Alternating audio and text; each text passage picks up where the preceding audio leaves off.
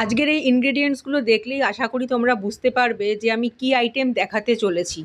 আসলে আমি যখন শিলিগুড়িতে থাকি তখন যেগুলো আমার একা একা বানিয়ে খাওয়া হয় না, আমি নিজের বাড়িতে যখন আসি কলকাতায় তখন মার কাছে সেগুলোই আবদার করি। আর মা যথারীতি বানিয়েও দেয়। এইবার কলকাতায় বাড়িতে গিয়ে দেখলাম মামার বাড়ির থেকে মামি গাছ থেকে একটা নারকোল পাড়িয়ে দিয়ে গেছে। নারকোল তো আমার ভীষণ প্রিয়। দেখা মাত্রই মাথায় একটা বুদ্ধি খেলে গেল, যা গরম পড়েছে এই নারকোল দিয়ে কি করা যায়।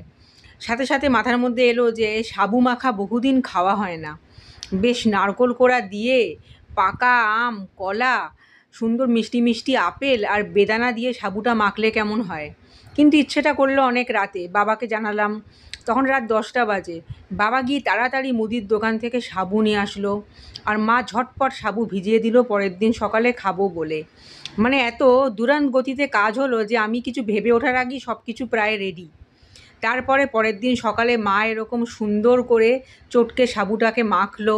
সাবু এই হাত দিয়েই মাখতে হয়। কেউ যদি বলে হাত দিয়ে মাখা দেখে কেমন লাগছে, আমার কিছু করার নেই, কারণ এইভাবে সাবু মাখলেই একমাত্র টেস্ট হয়।